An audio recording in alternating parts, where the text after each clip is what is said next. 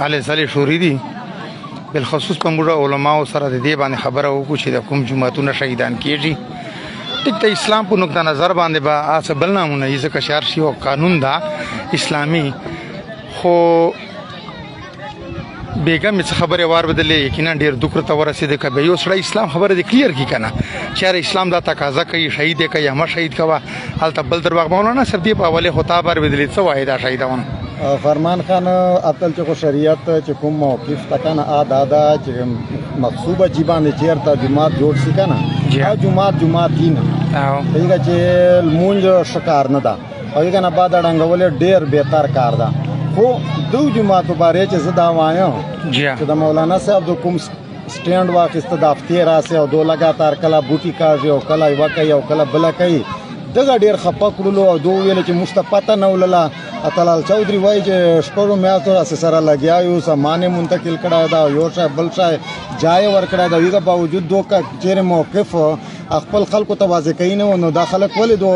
ډبل هغه چې سټانډرډ چې شورای خلک ولې تیاری چې شورای منو صاحب دی باندې ما لایو کړو چې دا د غنه توجه وندي خو چالت ما سره نه مل تعالی چودري خو یو غدا حکومتي ساده صفه وای چې ما سره یو اته میاشتو راسه لګیا دي ادري وجه ریسنټلی دی ویل چې موږ سره په سامان غفورای درجی باندې مولانا صاحب اسلام خو درواغ نه مانی تا درواغ ولې موږ سره داخل کوي چې عالم دین ته په کار وای چې خپل موقف ښکار کړه وای چې یار واقعي موږ دوه سره ډیلینګ چې دا جای بدل کړای دا او دا کومه په دغه فتنې چې نو اړول ځکه چې هر چیرته اوس پښتانه لا عام خلکو جذبې چې راځي وای ته وګوره جمعه ډنګ ول شهید ول دایښ کی مرتدات بدغون ښکاری خو شریر نقطه نظر طرف ډنګ واسه بیا مولوی صاحب سره کمپرمایز دا یوه باوجود موږ زینونه نه جوړی مرتوای چې یاره د ازیاتوب کو ظلم یو کو موږ بیا په جوړو حالانکه سامان منتقل کړای دا ځان ته بریده والا مدرسه جوړ کړی دا جمعه ته یوه باوجود مرتدا تیاری چې مشورې په دې ډیر کې افسوس راغی چې علماء کرامو بداسه نه کول مولانا طلال چودري بیان ما واره ده مولانا صاحب دی باندې بیا څوک بیا د باندې عمل وکړي د خبره باندې چې دوره درواغ حکومت سره نه یاره سوشل میډیا دا ور د کان ما خو پرون طلال چودري بیان واره ده حیران پاتسلن چې علماء کرام دغه سی ولې کوي په کار بیا چې قوم ته صفه خبر ښکارا کړی و او مولانا صاحب سټاند اخیسته و چې یاره موږ کمپرمایز سلی او دغه په دغه جماعت باندې مو دوه سره کیسه کړی دا سامان مو بل جته منتقل کړه دا یو باوجود عوام بیا چی کړل یو ایشو یې پیدا ک والله ولم چې دول چا نه دغه زین د خلکو ولدال اړای چې مسله خو نه مولوی صاحب دا خو فراډ نه دا کلیر بالکل فراډ ده بیا فراډ اسلام کی اجازه ستا هرن کوئی اجازه نہیں ہے څنګه جمعه اجازه ده درواغ کوئی اجازه نشته بالکل ګورو جمعات به شهید کېده یا باندې کې د علما ناس ول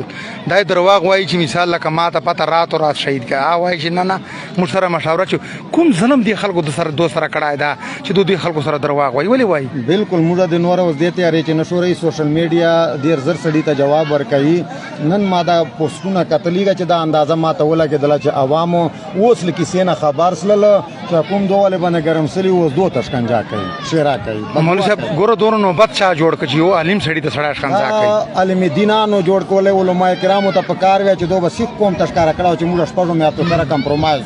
دا شایمو منتقل کړه دا سامانونه مو وړي دي کتابونه یعنی حکومت دو دی پر شورای چې کچېری اسلام خلاف موږ څه کول به بتا سه موږ سپورټ کول خلکو نه دې مطلب دا تکي یار موقع مو ته مناسبت سره بچیرته داسې غوغا جوړ اسه ډیر مننه مولانا صاحب زنده باد الله دې وکړي چې اسلامي قانون جاری شي زنده باد.